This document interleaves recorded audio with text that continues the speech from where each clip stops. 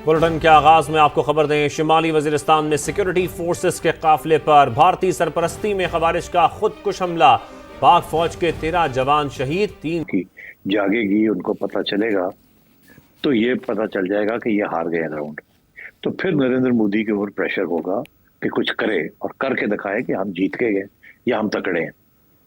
तो ये मेरा मौकफ था, मगर मेरा एक थोड़ा सा लॉन्ग टर्म, ये तहरीके तालिबान हो या हाफिज़ गुल बहादुर हो, ये मसरूफ़ थे क्योंकि इनको पता था कि पाकिस्तान की फ़ौज जो है वो मसरूफ़ है, इंडिया से लड़ रही थी।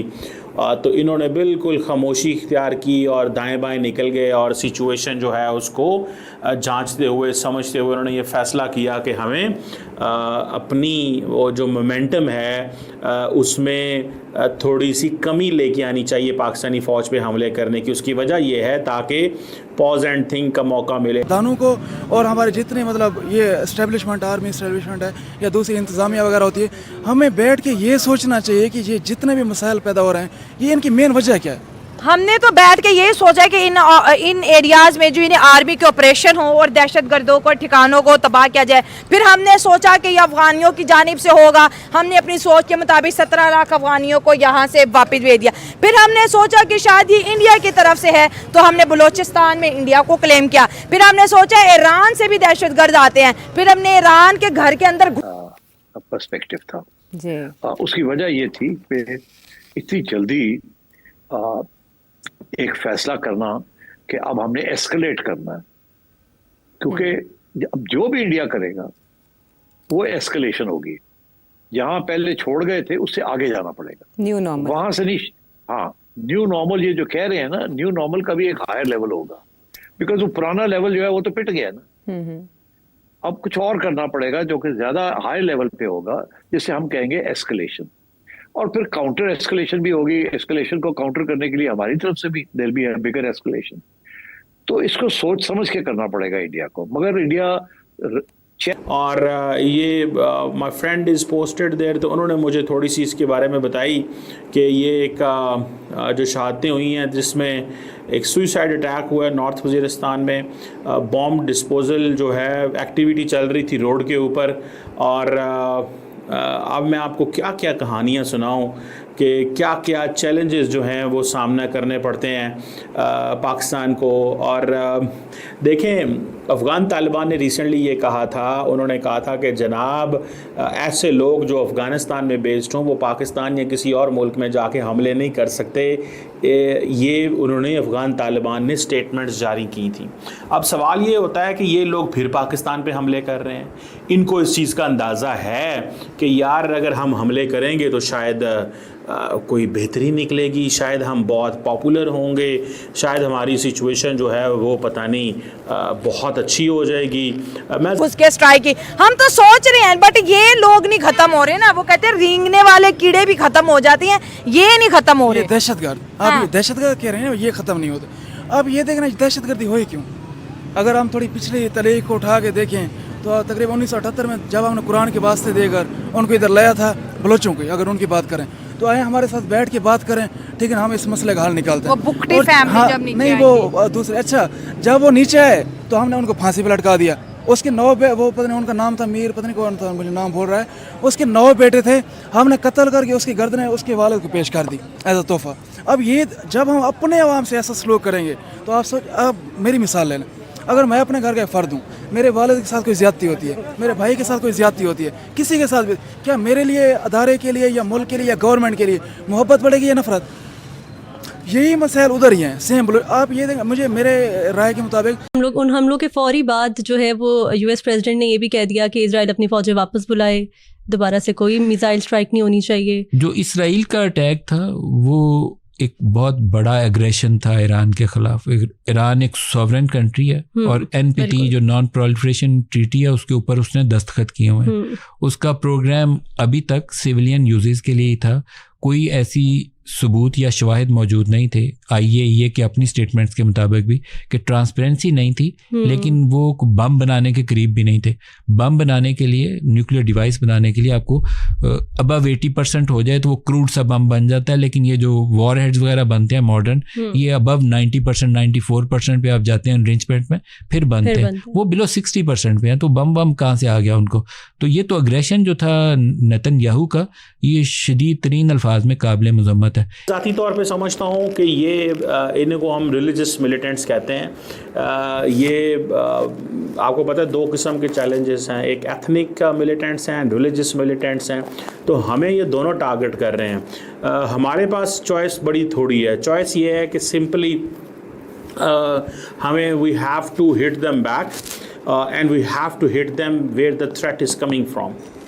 जहाँ से ख़तरा आ रहा है वहाँ पे जाके करना पड़ेगा। लेकिन हमने अफ़गान तालिबान को काफ़ी ज़्यादा अपने साथ में लाने की कोशिश की और उनको बताया है कि भाई आपका जो असल दोस्त है वो पाकिस्तान है, आप पाकिस्तान से इंगेज करें। लेकिन अफ़गान तालिबान का मसला यह है कि अगर वो इन गिरोहों को, जत्थों को हाथ डालते हैं, एलिमिनेट करते हैं, तो ये हाथी मरेंगे। लेकिन जब एक कॉन्वॉय गुजरता है, 25-30 गाड़ियां गुजरती, वो तो सबको नजर आ रहा है कि भाई यहाँ से अब जो है आर्मी गुजरी है।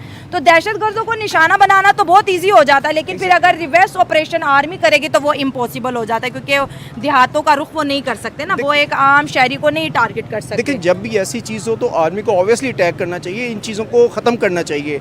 ये बेसिकली हमारे मुल्क को इनसिक्योर करने की कोशिश कर रहे हैं। हमारे मुल्क में, क्योंकि हमारा मुल्क अब ग्रो कर रहा है, सारे हर तरीके से चाइना भी हमारी हेल्प कर रहा है, तो हमें इन चीज़ों को एक्सटर्नल जो इस तरह के एलिमेंट्स है, चाहे इंडिया की तरफ से, चाहे तालिबान की, जिनकी तरफ से भी है, इनको हमें रिमूव जब तक नहीं करेंगे, और उसके लिए फिर हमें तैयारी करनी है। अब इसके जाहिर है कि इसके पीछे किसकी सोच है और क्या उसके मकासद है। अच्छा, अब इसमें तो कोई शक नहीं है कि इंडिया करेगा तो सही कुछ, मगर कब करेगा और कैसे करेगा और वो क्या तैयारी करके आएगा या नहीं करके आएगा और उसके नतीजे क्या होंगे, दैट्स अ सेपरेट इशू। मगर ये जो लोग कह रहे हैं ना कि जी अगले 1-2 महीने में फिर ये कुछ करेगा, मेरा ख्याल है शायद ऐसे नहीं होगा, क्योंकि इस स्टेज पे एक और फॉल्स फ्लैग ऑपरेशन करना या किसी इस किस्म के ट्रैप के अंदर फंस जाना जिससे अब फिर उन्हें कुछ करना पड़े, जबकि माहौल जो है वो बिल्कुल बदल चुका है। आफ्टर ईरान, डोनाल्ड ट्रंप बिल्कुल नहीं एक्सेप्ट करेगा कि इंडिया फिर कुछ करे।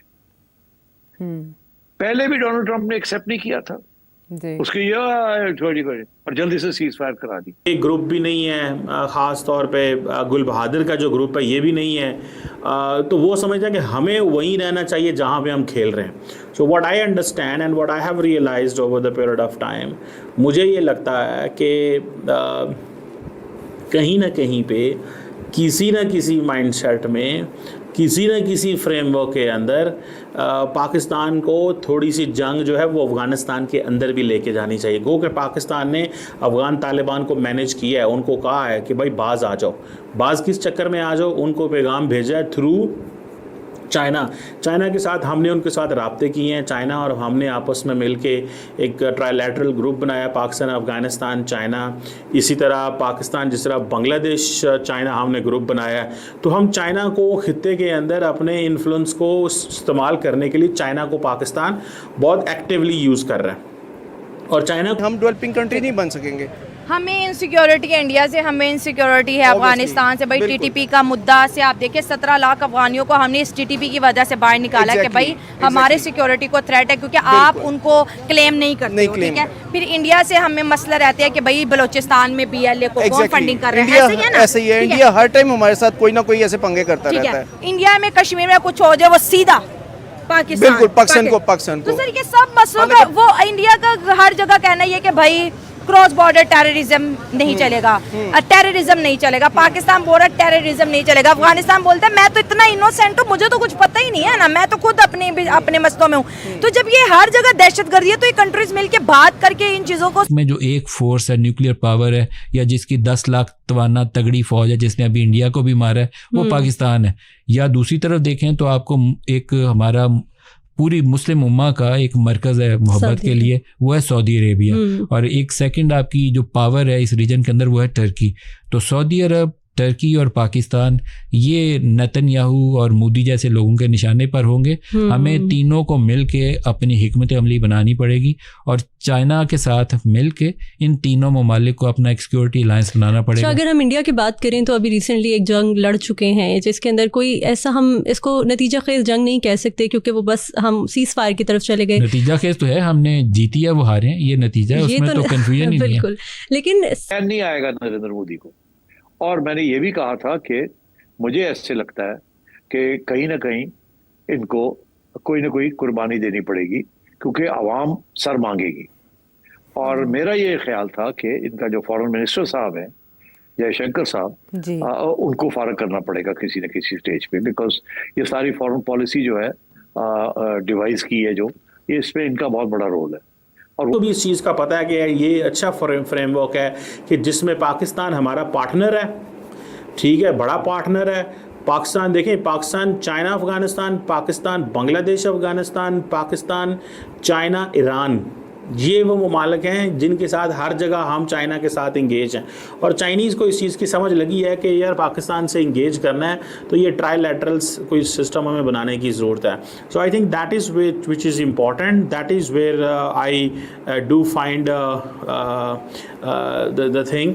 लेकिन वो जिसे कहते हैं ना, एक लॉन्ग टर्म एक एग्रेसिव पोस्चरिंग करने की ज़रूरत है, जिसमें ये जो गुल बहादुर ग्रुप है इनको तो वैसे ही अब देखिए दरअसल प्रॉब्लम किधर होता है, मूव करिए, पैसा मूव करिए, तो उस वजह से ये हालात पैदा करते हैं ताकि यहाँ पे इंटरनल इनकी जो है वो इकोनॉमिक वो स्ट्रॉन्ग ना हो सके और ताकि बाहर के लोग भी इस पर ट्रस्ट ना कर सके। हालांकि पाकिस्तान दुनिया में आपको पता है आर्मी ने बहुत बड़ा नाम पाकिस्तान का एक बजा दिया है, इस बार हर मुल्क उसको जानता है कि जो इंडिया के साथ उन्होंने किया है अपना एटॉमिक पावर का।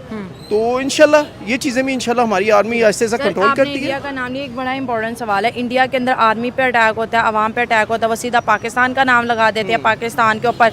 कभी वो बालाकोट स्ट्राइक हो जाती है, कभी ऑपरेशन सिंदूर हो जाता है। जब हमारे मुल्क में सेम दहशतगर्दी होती है अवाम के ऊपर, बच्चों के ऊपर, आर्मी के ऊपर, तो हमारा उस तरह का नैरेटिव क्यों नहीं आता जिस तरह इंडिया का आता है? देखें, हम लोग ना चीज़ों को थोड़ा सा एक्सप्लॉइट नहीं करते। हम कहते हैं कि चलें जो हो गया जो थी वो हमारे पास भी आई, हम तो कहते थे हम जंग करना ही नहीं चाहते, उसने अटैक किया इसलिए सीज फायर हो गई। तो आपको लगता है भड़ास निकालने के लिए दोबारा आ सकते हैं? मुझे शदीद खतरा है वो दोबारा आएगा, क्योंकि जैसे एक सांप को आप मारे ना और वो मरे नहीं, जख्मी हो जाए, तो जख्मी सांप डसने के लिए दोबारा आता है। तो मोदी के मतलब मेरे ख्यालात यही हैं। इजराइल के साथ कोई अलायंस बन सकता है क्योंकि पहले ही वहाँ पे दोस्त ममालिक तो हैं इजराइल और इंडिया। इंडिया के ओवरऑल जो आप अवाम की बात करें ना, तो वो एक उनका और स्टाइल है। मैं बहुत से जर्नलिस्टों को हम इंटरनेशनल फोरम पे मिलते हैं, बहुत अच्छे प्रोफेशनली कॉम्पिटेंट लोग हैं, अच्छे से प्यार से मिलते हैं, लेकिन जो एक्सट्रीमिस्ट माइंडसेट होता है ना, जैसे हमारे यहाँ वो टीटीपी पैदा हो गई हुई है, रहे होते हैं या हम किसी ऐसी जगह से गुजर रहे होते हैं। और उसने कहा पता है क्या होता है, जो इंटरेस्टिंग चीज़ उसने बताई, उसने कहा पता है क्या होता है। मैंने कहा जी क्या होता है? उसने कहा होता ये है जनाब कि आपके ऊपर गांव से हमला हो जाता है और कहता है अगर दोबारा हम वहाँ पे हमला करेंगे तो लोग मारे जाएंगे और वो हमारे लोग होंगे, अपने लोग होंगे। समझ रहे हैं बात को?